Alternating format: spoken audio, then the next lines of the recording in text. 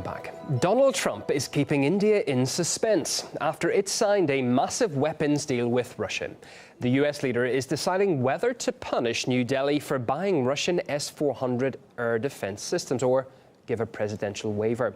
Either way, he's keeping his cards close to his chest. Would CAATSA sanctions apply to India, or are you planning India's going to find out, aren't they? when? You'll see. Sooner than you think. Well, Russia is currently India's biggest arms supplier, and a meeting earlier this month between the two countries' leaders saw them boost that even further, striking a $5 billion deal to supply India with the S-400 anti-missile defense system. Now, it is one of the world's most sophisticated surface-to-air weapons. The system has a range of 400 kilometers and can shoot down up to 80 targets simultaneously.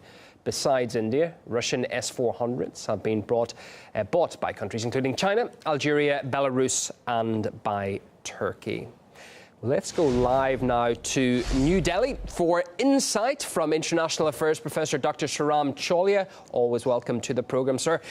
Donald Trump's threats, they do appear a little vague. If he wants to punish India, what are his options realistically? Union, I think we have not seen U.S. sanctions on India in 20 years. And I think this is more like posturing, and it's Trump's bargaining style to introduce uncertainty and unpredictability, and to then, drive, a deal. And that he thinks to keep the other party in tenterhooks, and then to say, okay, I'm willing to reconsider this, but what will you give me in return? So this is part of his transactional diplomacy. And I think he's looking at India buying more US defense equipment, for example. He may also be looking at, India opening market access to civilian American exports, because there's also, as you know, parallelly a trade war that's been going on. So the options, he will forfeit a lot of influence and leverage in this country if he does the unthinkable and actually slaps sanctions on us. And I think many of us who have been reading Trump believe that this is all, part of an orchestrated routine that he performs with many countries. You'll remember that when the U.S. vote on the UN vote on the shifting the U.S. embassy to Jerusalem happened, he threatened many allies, saying that I'm going to cut off my aid. How dare you vote against the U.S. interests? But it turned out that none of them, Egypt, Jordan, none of them actually lost out any aid because of that vote. So, there is a degree of, as I said, posturing as well as bargaining when Trump says these things. So we are still waiting to see, whether he actually walks the talk on this. And I believe that he won't, because the U.S. will lose out if they actually go to this extreme measure of sanctioning India. There's another aspect to this, the figures, Sreeram. The U.S. accounts for 34% of the global arms market right now. Over a third of global spend goes to Washington. So it begs the question, why still take punitive action against countries who buy elsewhere? Well, I think there's also a domestic political angle, right?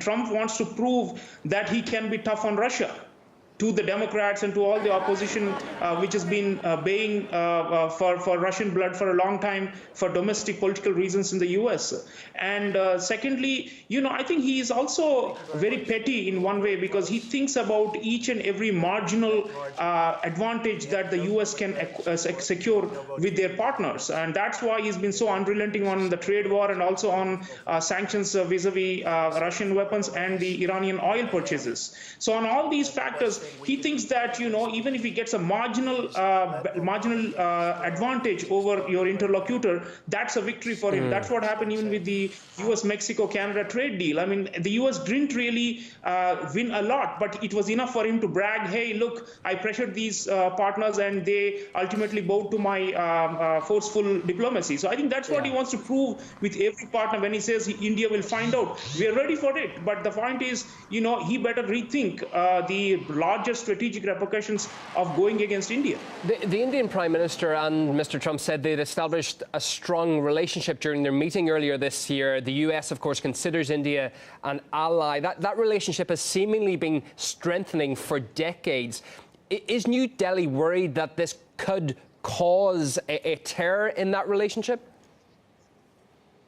Well, we are concerned because the bilateral trade is $120 billion. There is a joint commitment to a free and open Indo-Pacific and all these things.